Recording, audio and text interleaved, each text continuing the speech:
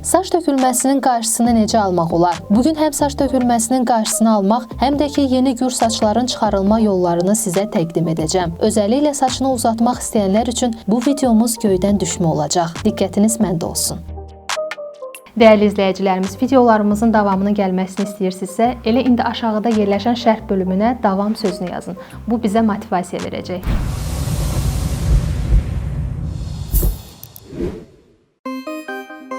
Gəlin öncə saç tökülməsinin səbəblərinə nəzər salaq. Hər saç teli ortalama 4-6 il yaşayır. Saçların günlük 50-100 ədəd tökülməsi normal hesab edilir. Əgər bu sayı artırsa, özəlliklə saçlarınızı yuduğunuz zaman əlinizə topa şəklində saç yığılırsa, vəziyyəti ciddiyə almaq lazımdır.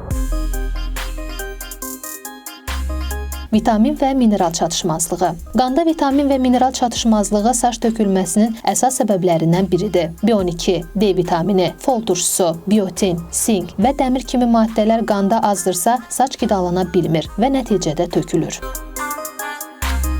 Qadınlarda və kişilərdə saç tökülməsinin səbəbləri tam fərqlidir. Kişilərdə rast gəlinən saç tökülməsi daha çox kişi tipli hormonlarla bağlıdır. Bu formada saç tökülməsi xroniki xarakter daşıyır. Yaş artdıqca keçəllik də artır. Qadınlarda isə doğuşdan sonra, yaxud da ki, hormonal problemlər zamanı saç tökülməsi halları yaşanır. Dəri və daxili problemlər də saç tökülməsinə səbəb ola bilər. Dəri ilə əlaqəli tökülmələrin çoxu saç dərisini əhatə edən xəstəliklərlə bağlıdır. Məsələn, göbələk, saç diblərində sısanaq, saçların tökülməsinə səbəb olur. Bundan başqa bir sıra xəstəliklər, məsələn, zob xəstəliyi, qəbul etdiyimiz hormonal preparatlar, revmatik xəstəliklər, arıqlamaq üçün istifadə etdiyimiz dərmanlar, hamiləlikdən qorunma həbləri, böyrək üstü vəz xəstəlikləri və digər nüanslar saç tökülməsinin əsas səbəbləri sırasındadır. Gördüyünüz kimi saç tökülməsi problemini hər kəs yaşayır. Amma bu məsələdə diqqət edilməsi gərəkən əsas məqam vaxtında və doğru vasitələrlə problemin qarşısını almaqdır. Satışda bilirsiniz ki, saç tökülməsinə qarşı serumlar və şampunlar çoxdur. Çox vaxt da alıb xeyrini görmürük. Yaxud da ki, istifadə edirik, saç tökülməsi dayanır. Amma şampunu kəsən kimi yenidən saçlar tökülməyə başlayır. Bugün isə sizə saç tökülməsi problemini birdəfəlik həll edən təbii bir vasitədən danışacağam. Bu, Crapesya markasına aid olan şampun və serum. Məhsul Fransa texnologiyası ilə Türkiyədə istehsal olunub və Avropaya idxal olunur.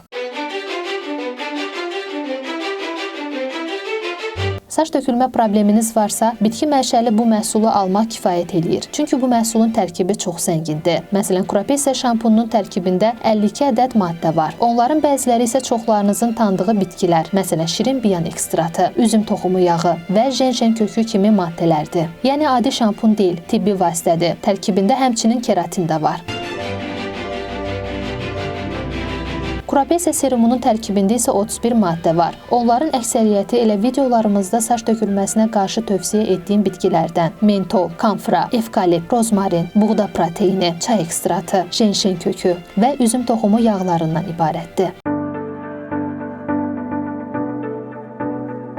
Məhsulu ideal eləyən şampun və serumun tərkibindəki Procapil maddəsidir. Procapil saç tökülməsinin müalicəsində istifadə edilən vitamin kompleksidir. Dünya təcrübəsində saç tökülməsinə qarşı hazırlanan məhsullarda istifadə olunan 3 məşhur aktiv maddə var. Bu Procapil, minoksidil və finasteriddir. Hər üç məhsul saç tökülməsini dayandırsa da, bunlardan yalnız Procapilin yan təsiri yoxdur. Məsələn, tərkibində minoksidil maddəsi olan məhsulun istifadəsini dayandırdıqdan sonra saçlarda güclü tökülmə baş verir. Bir növ şampundan ömür boyu asılı vəziyyətdə qalmış olursunuz. Tərkibində finasterid maddəsi olan məhsulun istifadəsindən sonra isə çox vaxt yuxusuzluq, halsızlıq və baş gicəllənməsi kimi yan təsirlər yaşanır.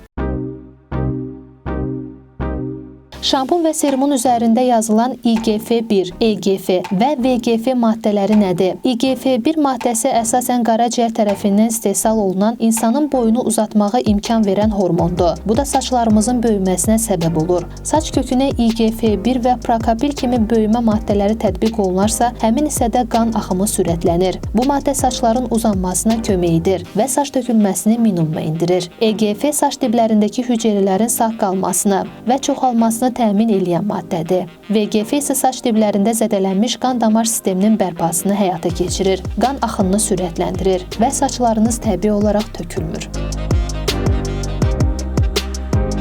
İndi də keçək məhsulun istifadə qaydasına. Deməli, istifadədən qabaq əllərinizi və dermarolleri spirtlə dezinfeksiya edirsiniz. Bildirim ki, dermaroller məhsul alan zaman sizə üzərində həddiyə olunur. Daha sonra saçlarınızın tökülən hissələrini dermarollerlə baxın bu şəkildə masaj edirsiniz. Dermaroller ilə masaj bitdikdən sonra serumdan 0,5 ml götürüb saçlarınızın tökülən hissələrinə vurub yenə də masaj eləməyə davam edirsiniz.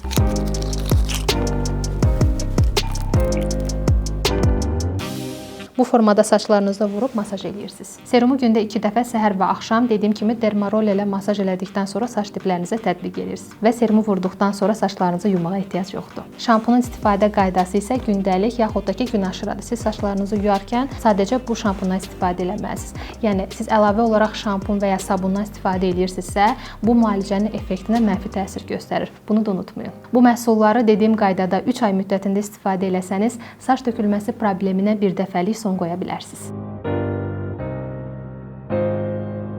Belə dəyərli izləyicilər, bu günlük də bizdən bu qədər. Videolarımızın davamının gəlməsini istəyirsinizsə, aşağıda yerləşən bəyən düyməsinə basmağı, fikirlərinizi şərh bölümünə yazmağı, hələ də bir bax kanalına abunə deyilsinizsə, kanalımıza abunə olmağı unutmayın. Növbəti videolarımızda görüşənədək. Hələlik.